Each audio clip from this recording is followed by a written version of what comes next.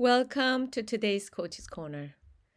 I am continuously amazed by the goodness of God as I learn more about how our bodies and minds function, especially in times of danger. Studying the workings of our brain and nervous system, I cannot help but in awe of God's design. He created our human body and mind with a profound capacity to choose life. These mechanisms are often described in scientific terms as survival strategies or autonomic defense mechanisms. To me, however, they signify much more. They reveal God's permission and protection, allowing the most vulnerable parts of us to prioritize life.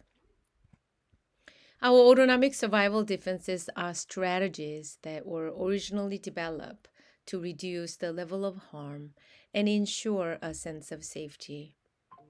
When you notice any of these responses present and activated in your daily life, it is both humble and practically helpful to assume that you are in a state where your implicit body or emotional memories of pain or trauma are triggered. These memories bring back the urgency you once felt, along with your desperate attempts to mitigate harm and seek a sense of safety.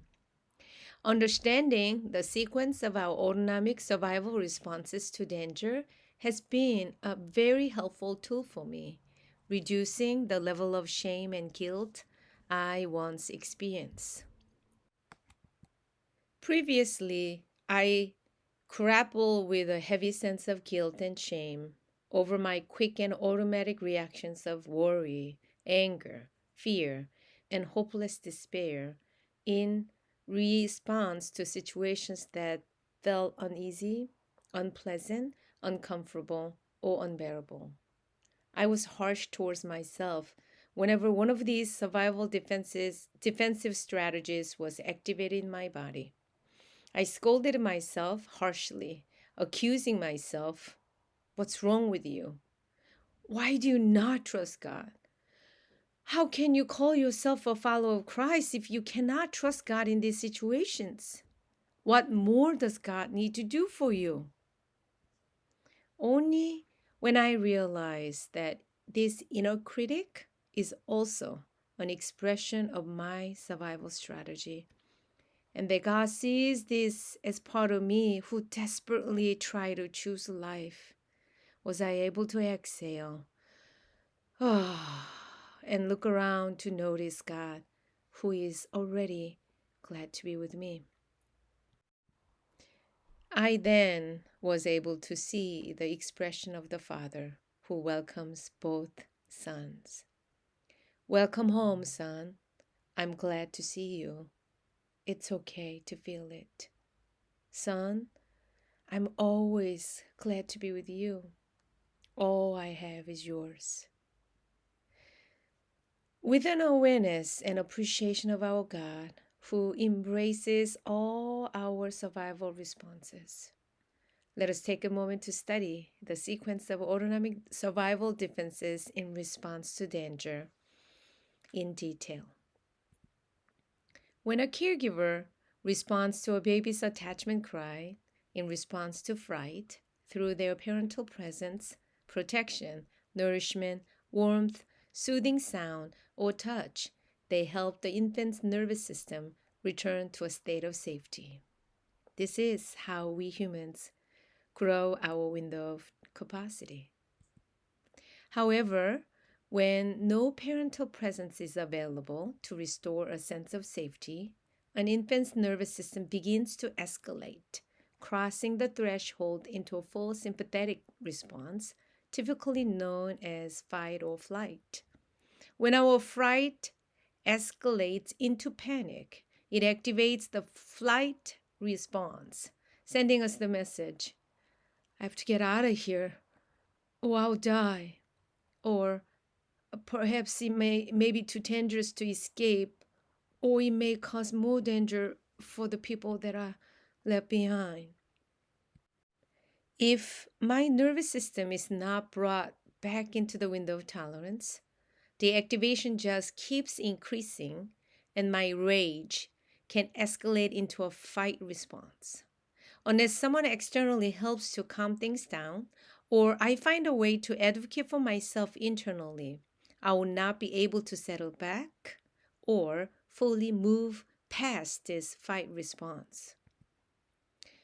If our nervous system detects that either running away or fighting is not an option, it continued to escalate into a state of rising terror, resulting in a high freeze response.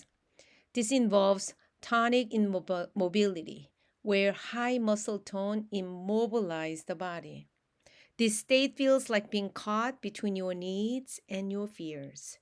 It is the heightened state of paralysis, a mix of terror and despair that leaves you stuck in dread. You find yourself thinking, I want to, but I cannot.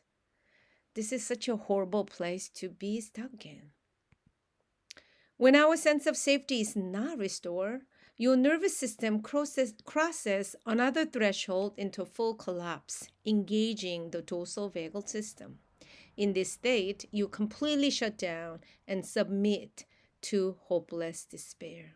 There's no longer any desire or energy left to cry or reach out for help or connection. Regularly interacting with God in gratitude, delight, awe, and wonder, and fright in small moments of your life. And regularly interacting with God by remembering one of your interactive moments are great ways to make your nervous system robust and enlarge your window of capacity. It has been my observation that our interactive memories often include instances where our nervous system responded with frozen terror, depicted in blue, or shut down / collapse, shown in pink. In both scenarios, we felt utterly powerless over what was happening to us. During those vividly remembered moments of our hopeless despair, God showed up and walked us through the valley of the shadow of death. That's why our gratitude for those moments can be so profound. They continue to evoke strong emotional responses and intense bodily sensation whenever we slow down enough to truly access what we were experiencing back then.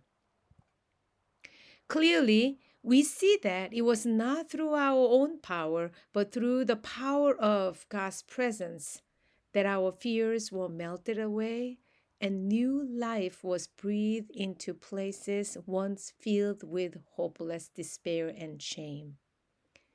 Reflecting on our lives and recognizing how faithful God has been to us, we cannot help but to think about how God breathed life into the dry bones in the valley of Ezekiel, transforming them into a vast army. Bessel van der Kolk, the author of The Body Keeps the Score, states that neuroscience research shows the only way we can change the way we feel is by becoming aware of our inner experience and learning to befriend what's going on inside ourselves. This week, I have encouraged you to pay attention to your good and pleasant body sensations, emotions, and thoughts, and to become curious about how God is thinking and feeling about you. The purpose of this was to equip your body with good treasure, enabling you to process and metabolize your painful sensations, emotions, and thoughts safely. I have also encouraged you to notice how God is inviting you to come home, to restore your sense of safety whenever you feel slightly taken aback. Notice something odd or weird, or feel unsure. In moments of these small frights, take a moment to pause and become curious about what's happening inside of you. See if this could be the start of feeling frightened, or perhaps You might sense your truncated attachment cry and its impulse to reach out for a connection. It could also be a God's invitation to come home and find reassurance. Whether you interact with God during a small fright or revisit those interactive memories where you can access and feel once again those unpleasant sensations, emotions, and thoughts, being aware of God's presence and His protection within the context of gratitude is how you can befriend what was happening back then, here and now. Both freezing in terror and sinking into hopeless despair can immobilize our bodies, making them stiff and still. This response causes us to make ourselves small and invisible in an attempt to avoid danger. Yet, a beautiful transformation arises when God's presence is felt in those moments. Our frozen stiffness then turns into calm stillness as a result of being surrendered to love, to our home. This transformation makes us small but visible, marked with great value and filled with delight.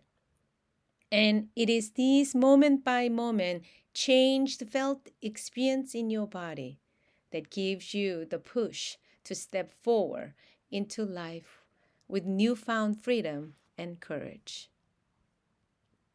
This is why God says, "Be still and know that I'm God." God, who is glad to be with you and is powerful to help you. God is helping us to feel our bodies again, to heal them. He does this by reminding us of times how He has gently melted away our fears and breathed a new life into the hopeless and powerless places in our lives. I bless your journey of healing and growth by sharing how I have applied these concepts, hoping you might find them helpful for your own path. I developed this habit of seeing any uneasy, unpleasant, or uncomfortable body sensations, impulses, feelings, and thoughts as the invitation from God to come home. I will see you at home. People of light, we got this with the help of the Holy Spirit.